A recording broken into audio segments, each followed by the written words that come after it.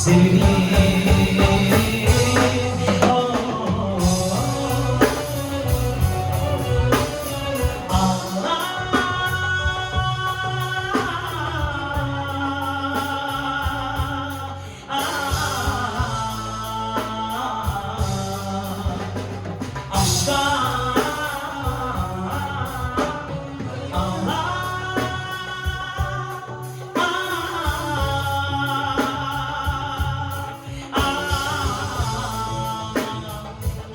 Çok sevmiştim onu ya.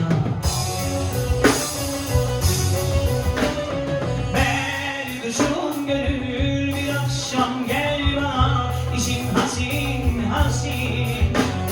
Sorarlar derdin nedir, o dilim bilmezler, ermiş denip geçerler. Berduşum gönül kimse bilmez derdi, benim de bir ısrar. Aşk dedim bilmezler, berduş deyip geçerler. Soranlar derdin nedir, o dedim bilmezler, berduş deyip geçerler. Berduşum gönül, kimse bilmez derdim, dilinde bir muslat. Soranlar muslat nedir, aşk dedim bilmezler, berduş deyip geçerler. Sorarlar derdin nedir, o derim bilmezler, berduş deyip geçerler. Berduşum gönül, kimse bilmez derdim, dilimde bir muslat.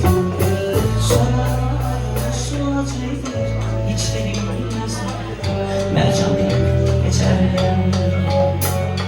Sorarlar derdin nedir, kim derim bilmezler, berduş deyip geçerler. Soranlar derdin nedir, aşk derim bilmezler, berduş deyip geçerler. Sorarlar derdin nedir, aşk derim bilmezler, berduş deyip geçerler.